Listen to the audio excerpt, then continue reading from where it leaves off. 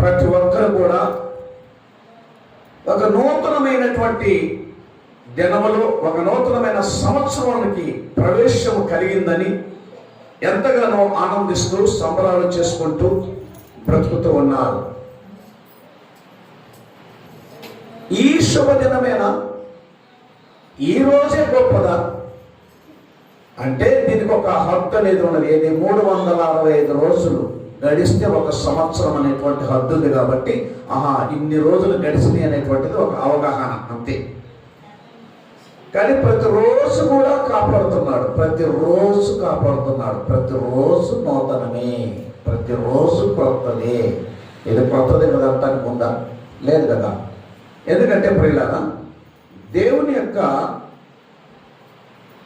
సృష్టి, దేవుని యొక్క ఆలోచన చాలా గొప్పది, చాలా చాలా గొప్పది అన్నమాట. కనుక ఆయన చేసిన విధానాన్ని మనం ఒక్కసారి ఆలోచిస్తే మన జీవితము దేనికి పనికిరాదు. అయితే ఈ రోజు వరకు మనము జీవిస్తున్నామంటే, ఈ రోజు వరకు మనం బ్రతుకున్నామంటే అది కేవలము దేవుని మహాకృప. మహాకృప. మనంతటా మనము బ్రతకలేము. ఎంత ధనము ఉన్నా, ఎంత ఆస్తి ఉన్నా, ఎంత బలగం ఉన్నా, ఎంత హోదాలో ఉన్నా, ఏ స్థాయిలో ఉన్నా, ఏ స్థితిలో ఉన్నా మనంతటా మనము బ్రతకలేము సుమ. దేవాది దేవుని ఉన్నతమైన ప్రేమతో మనము బ్రతుకుతున్నామే తప్ప మనంతటా మనము బ్రతకడం లేదు. కోట్లకు పడగలెత్తి చనిపోతున్నారు ఏంటి మరి? ఆ కోట్లు కాపాడడం లేదు, ఆ కోట్లు మరణం నుండి తప్పించడం లేదు. ఇది దేవుడు విధించిన విధి, ఇది దేవుడు పెట్టినటువంటి విధానము. ఆయనకు ఎదురు చెప్పగలిగిన వాడు ఎవడు? ఆయనను ప్రశ్న వేయగలిగిన వాడు ఎవడున్నాడు? కాబట్టి ఆయన చిత్త ప్రకారం మనం లోబడి ఉంటేనే మనం ఈ దీవెన ఆశీర్వాదాలు పొందుకుంటాం. ఓకే, ఒక కొత్త దినాన్ని మనం పొందుకున్నాము కాబట్టి దేవునికి కృతజ్ఞతలు చెల్లించుదాము. హబక్కాకు రాసినటువంటి హబక్కాకు గ్రంథం చూస్తే 3వ అధ్యాయము 2వ వచనంలో 771వ పేజీ, 3వ అధ్యాయం 2వ వచనం. యెహోవా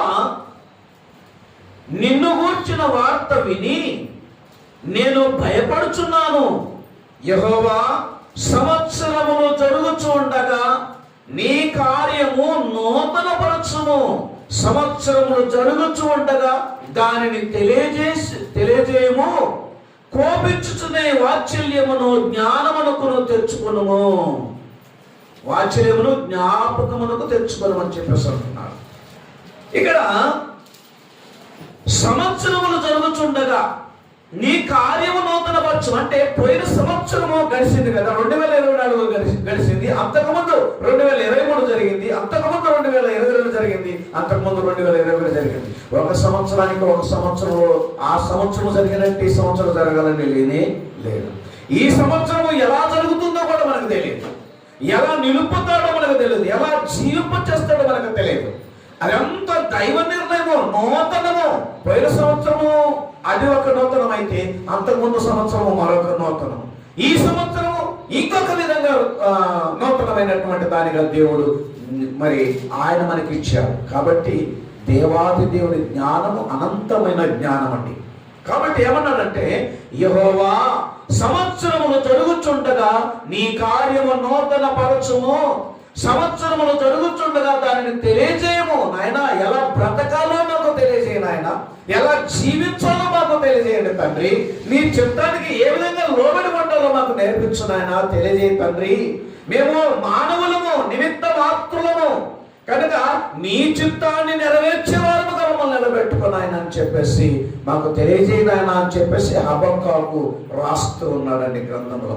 యెహెజ్కేలు గ్రంథంలోనికి వెళ్ళండి. యెహెజ్కేలు గ్రంథంలో 11వ అధ్యాయము 19వ వచనము. యెహెజ్కేలు గ్రంథము 11వ అధ్యాయము 19వ వచనములో చూస్తే ఇక్కడ ఏమంటున్నాడు చూడండి. వారు నా కట్టడలను నా విధులను అనుసరించి గైకొనున్నట్లు నేను వారి శరీరములలో నుండి రాతి గుండెను తీసివేసి వారికి మాంసపు గుండెను ఇచ్చి ఇచ్చి వారికి ఏక మనస్సు కలగజేసి వారి యందు నూతన ఆత్మ పుట్టింతును ఆల్రెడీ నువ్వు ఆత్మతో చేయబడిన వాడవే కదా. ఇక మనం నూతన ఆత్మ పుట్టించడం ఏంది అంటే మనిషి పతనమైపోతున్నాడు, మనిషి దేవునికి విరోధంగా జీవిస్తున్నాడు. ఆ ముందు ఉన్నటువంటి ఆత్మను పోగొట్టుకుంటున్నాడు అన్నమాట. మొదట పెట్టిన ఆత్మను ఇప్పుడు ఆత్మ ఉంటేనే కదా మనం జీవిస్తూ ఉంది భూమి మీద. ఈ శరీరము దేవునికి ఆలయము, ఈ శరీరము దేవునికి గృహము, ఈ శరీరము దేవునికి నివాసమై ఉన్నది. కాబట్టి ఆత్మ ఎక్కడున్నది? దేహములో ఉన్నది ఆత్మ. చూస్తారా? కొరింథీయులకు రాసిన పత్రిక మొదటి పత్రిక 3వ అధ్యాయం 16వ వచనం లేదా 6:19. మీరు దేవుని ఆలయమై ఉన్నారు. మీరు దేవుని ఆలయమై ఉన్నారు. మీరు దేవుని ఆలయమై ఉన్నారు అంటే ఇప్పుడు దేవుడు ఎక్కడున్నాడు?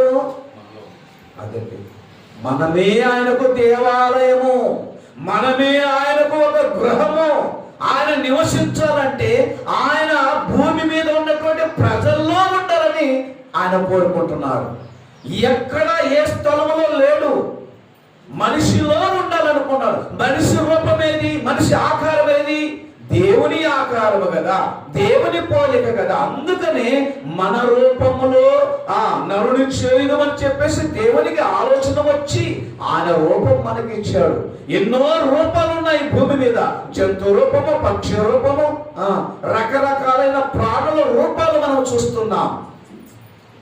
ఈగకొక రూపము, దోమకొక రూపము, ఇంకా చేతకొక సిలుకొక రూపము, పక్షికొక రూపము, రెక్కలు కలిగిన పక్షులు, ప్రాకే పురుగుల రూపాలు, ఎన్ని రకాలైనటువంటి అద్భుతమైనటువంటివి ఉన్నాయండి భూమి మీద.